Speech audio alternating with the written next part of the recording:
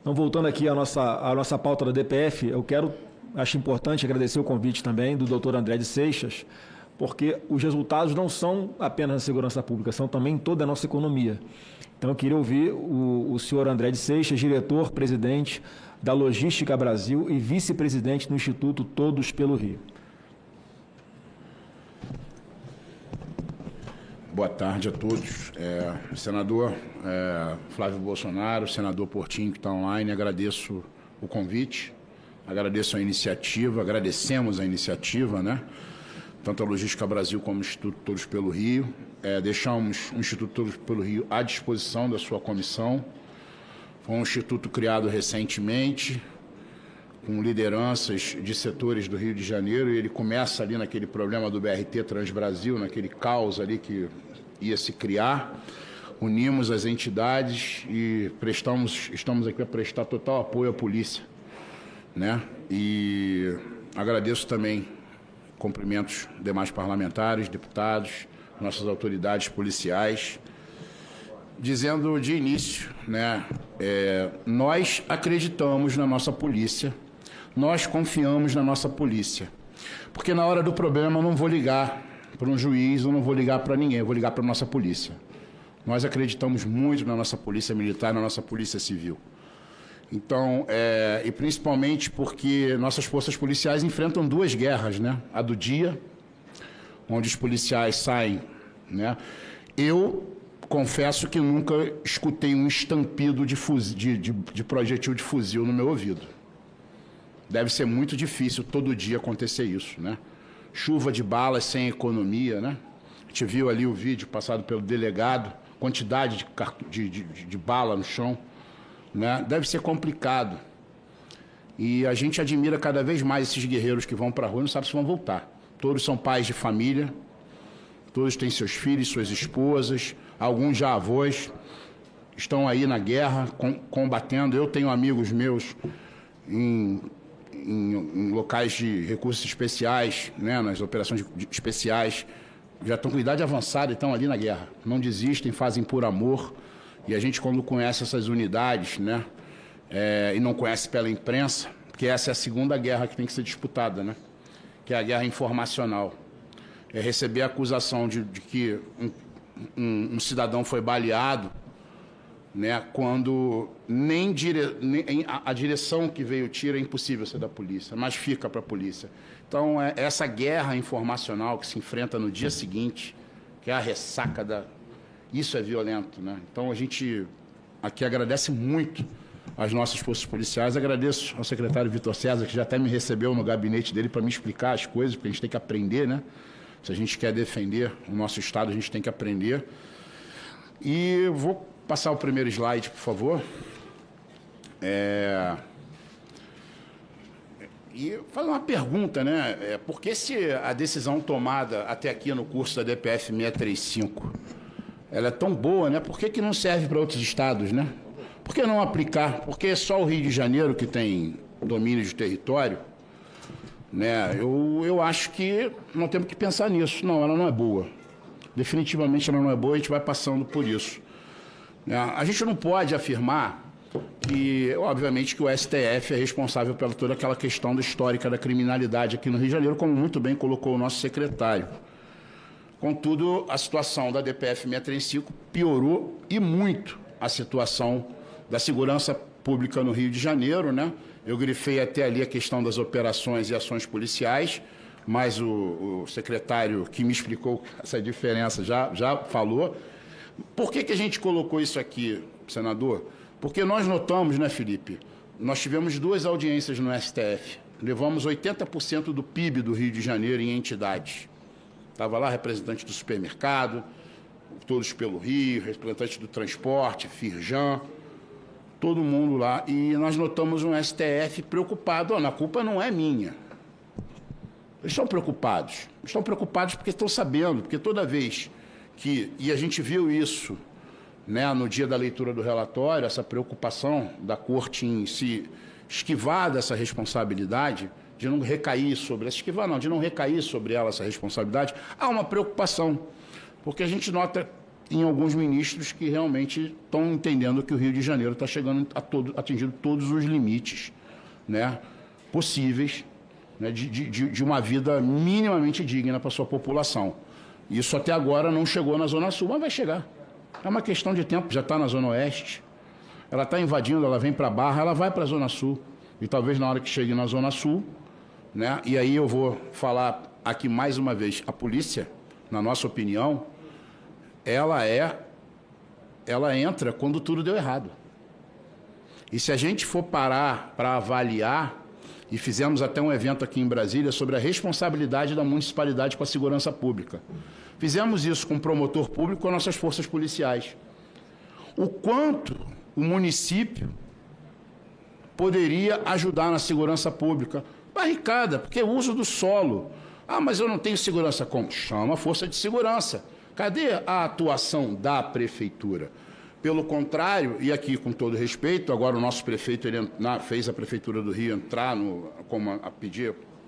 com amigo escuro no processo, mas na campanha, na associação comercial, num almoço, ele chegou a dizer que operaria muito bem com a DPF 635. Isso me revoltou profundamente, porque a gente sabe que vale tudo na política, mas não vale tudo. Isso não. Então agora ele vê, né, até pelas próprias pretensões futuras políticas dele, que há um problema ali que ele não vai conseguir conviver. Pode passar, por favor? E aí a gente faz a pergunta, e a democracia, né? Tanto se discute democracia nesse país, tanto se fala em democracia, eu acho a democracia a melhor coisa do mundo, a coisa mais linda do mundo. Mas quando as pessoas perdem seu direito de ir e vir, aí eu pergunto, como é que um trabalhador, que 99%, 99, alguma coisa por cento ali é de trabalhador honesto, naquelas comunidades, como é que eles vão trabalhar? Como é que eles chegam no trabalho? Como é que eles desempenham suas funções? Como é que eu não vou falar aqui em meio a empresários, né, de diversos setores como nós representamos, como é que a gente vai falar que a empresa do Rio vai render mais com aqueles funcionários sob um estresse? Você vai sair de casa, não sabe se vai conseguir pegar um ônibus, se o ônibus vai ser usado como barricada, se vai entrar um bandido para sequestrar aquele ônibus. Sabe? Então, isso é muito... As barricadas avançando, né? Então, como é que ele trabalha, como é que estuda, né? Como é que entra uma ambulância? Porque naqueles vídeos que nós vimos do delegado, a ambulância não entra. Se não entra o caveirão, a ambulância não passa. Entendeu? Então, vivendo sobre leis paralelas. Regra de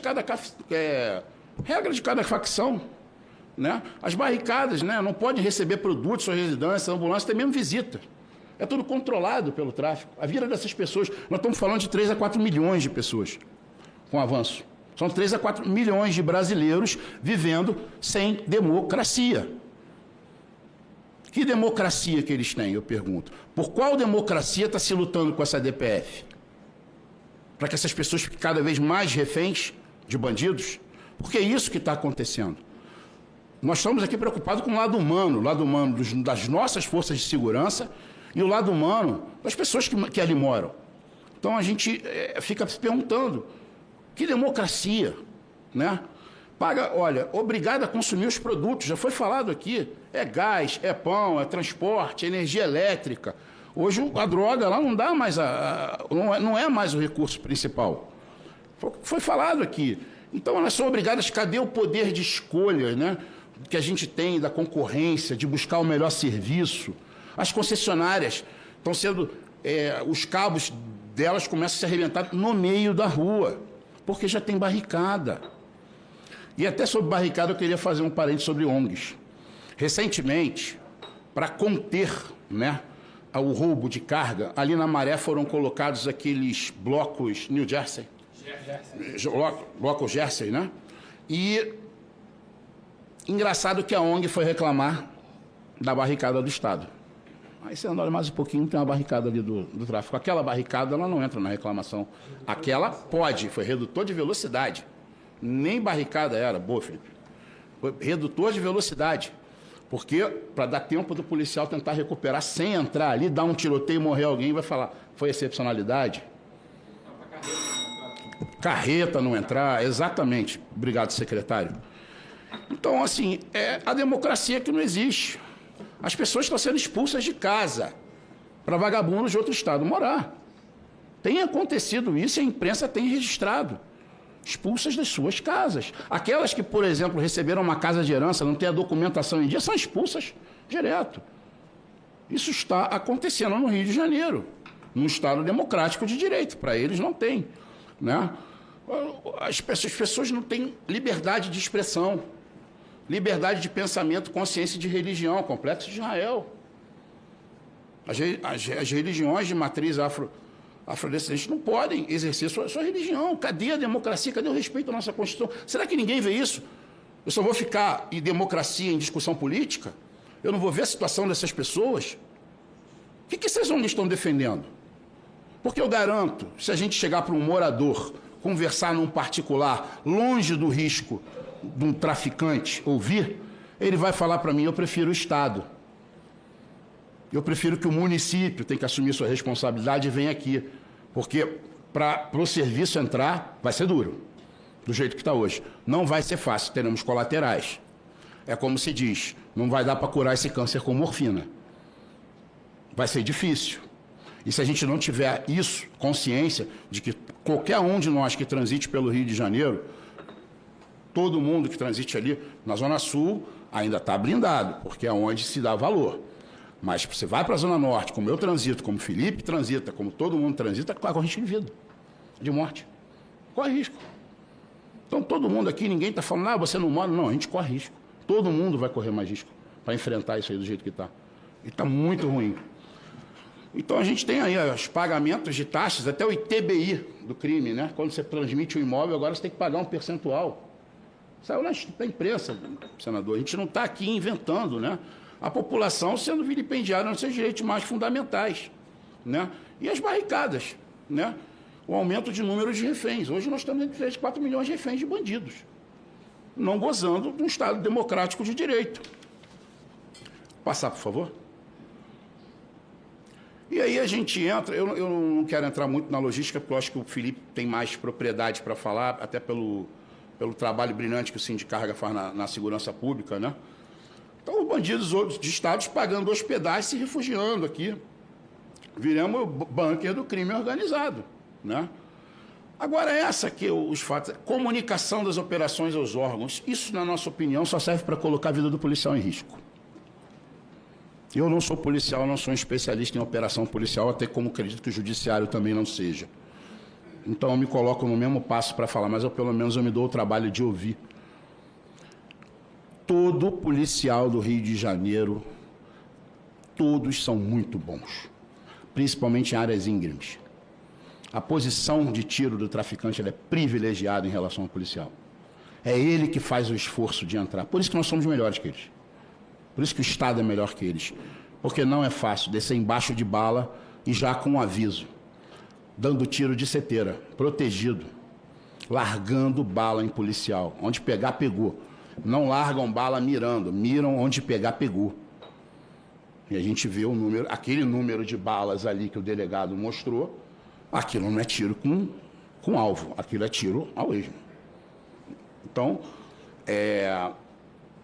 isso aqui é um absurdo, assim como querer restringir a operação da aeronave, que serve para proteger o policial. Mas a gente está protegendo quem?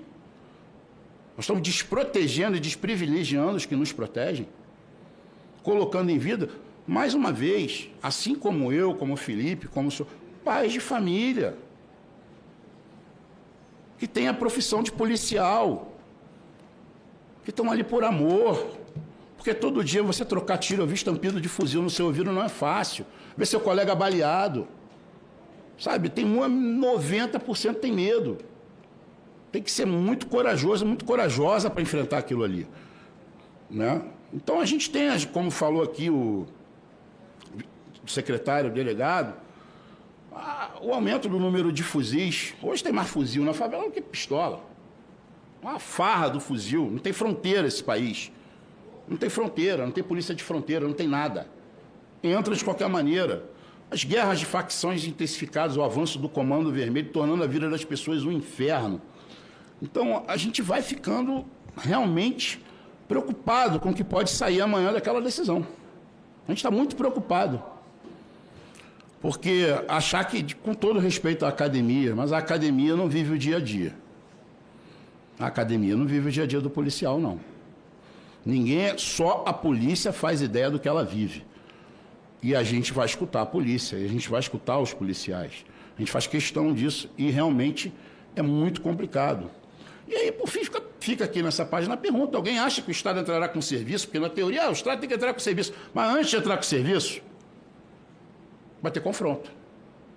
Porque hoje, como muito bem colocou o secretário, como muito bem coloca a nossa polícia diária, a menor receita deles é a droga. Antigamente, quando era só droga, eles recolhiam e iam embora. Agora tem serviço. Tem central, tem servidor, tem uma série de coisas ali de interesse que eles não vão largar. E eles já sabem que a operação vai acontecer. Ficam atirando nos nossos policiais numa barricada, levando tiro. Isso demora, eles fogem para a mata, ganham mais posição de conforto e a gente vai somando a essa guerra. E aí temos o... Pode passar, por favor. Mais alguns pontos aqui, né? Que é a audiência de custódia, né? É muito triste você ouvir uma polícia se esforçar para prender um bandido, prende. Aliás, mais triste ainda, com todo respeito ao nosso ministro da Justiça, falar que a justiça salta muito porque a polícia prende mal, prende 100 vezes e aí está solto. Tem alguma coisa errada nessa matemática. Será que a polícia prende 6 vezes o mesmo indivíduo em flagrante? Errado? Prende mal? Não dá para não criticar, né? Então, essas audiências de custódia realmente... Qual o ânimo, eu pergunto, qual o ânimo de um policial em prender? Por quê? Tem que gostar muito do que faz. Porque prender, já tendo 80% de saber que vai sair numa audiência de custódia, é complicado. Como é que a polícia pode prender 40 mil criminosos no ano e o sistema carcerário ter 47? Então, o que a gente tem já é uma política de desencarceramento intenso. Só não vê quem não quer, não no Rio de Janeiro, mas no Brasil. Só não vê quem não quer que essa política de desencarceramento está dando errado. Se tivesse dando certo, nós não estaríamos aqui. O senador estaria de fazer outras coisas da vida dele, do Rio de Janeiro. Está dando errado, pelo amor de Deus. Aqui ninguém quer encarcerar por raça, por condição social. A gente quer encarcerar aquele cara que comete crime. Aquele cara que mata, que rouba, que furta, que trafica, que destrói família. É esse cara que a gente precisa prender. E jogar um coitadismo em cima disso, tornar isso bonitinho, não dá. Então, está dando errado. Guerra informacional, como nós já falamos, que é a segunda guerra que a polícia tem que enfrentar. Naquela operação que o senhor falou, mencionou lá que foi dos 20 do Jacarezinho. A gente tem que ver autoridades que nem estão aqui em Brasília, do judiciário. A polícia nos deve explicação. Deve explicação de quê? Ela foi lá com informação de inteligência, foi lá e foi recebida a bala. Foi isso que aconteceu. Já vista que 26 dos 27 já estão ali. Tem um detalhezinho ali que eu acho que também vai ser resolvido. O próprio judiciário já disse. Deve saber. Antes de perguntar o que houve, antes de saber, já está questionando. Como se fosse uma instituição qualquer. A polícia nos deve explicar. Não deve nada. Ela foi lá fazer o papel dela. Se quiser saber, procure o secretário de Segurança. Porque hoje é a moda, né? Tem que ter inteligência. Como? Claro que tem. Como é que uma polícia vai num local com dezenas de reuniões de líderes de facção? Na hora da reunião, com o quê? No instinto? Teve informação, teve estudo. A Polícia Militar do Rio de Janeiro é altamente preparada. Nossos policiais são qualificados. Até praças são qualificados, os praças. Não são só oficiais, não. Então vamos ter que mudar isso. E as penas brandas, né? Um portar fuzil, ideal primário, fica 8 meses preso, 9 meses, 10 meses. Um pai de família, se for pego com uma arma em desespero, que não consegue um porte, que assaltaram na sua região, vai ficar 2 anos preso, 3. Vai sofrer. Receptação. Felipe vai falar disso, né, Felipe? Com certeza. A receptação do roubo de carga no Rio de Janeiro virou um negócio profissional dentro dessas comunidades. É coisa de profissional. Eu só não vou dar spoiler, porque Eu acho que o Felipe tem mais riqueza, tem mais propriedade para falar, mas virou um verdadeiro centro logístico. E essas penas são somadas a esses fatores. Então, resumindo, o que a gente espera? Que essa DPF seja arquivada, que não mude nada. Porque a pior coisa é a pessoa que não é operacional querendo dizer como o operacional vai ser feito. Está tudo certo para dar errado isso. É como diz, está tudo certo para dar errado. Então, eu encerro aqui agradecendo e na esperança de que venha a lucidez lá na nossa Suprema Corte, né, para que, como até colocou um dos ministros, não dá para fazer progressão de força no Rio de Janeiro. Ou você já entra com tudo, porque quando você entra já sabem que você está entrando, já estão vindo com toda a força e você quer o quê? Começa com pistola, começa com... Não dá. Tem que ir com tudo. E o apelo que eu faço na Suprema Corte. Não prejudiquem mais o Rio de Janeiro. Nós estamos 4 anos em cima de uma decisão monocrática, vivendo um inferno na nossa cidade. Então, penso nas pessoas, penso na nossa polícia. Fico muito triste por essa situação toda, muito triste por quem mora em comunidade, que não tem nem direito à liberdade de expressão para fazer isso, senão morre. Penso no trabalhador, penso nos empregadores que estão esperando seus funcionários chegarem, às vezes não chegam, a volta para casa em meio a uma guerra, por disputa de território. E, ao mesmo tempo, aqui me acende um fio de esperança de que o nosso legislativo possa agir, eventualmente, se isso vier prejudicar mais ainda o Rio de Janeiro. Muito obrigado.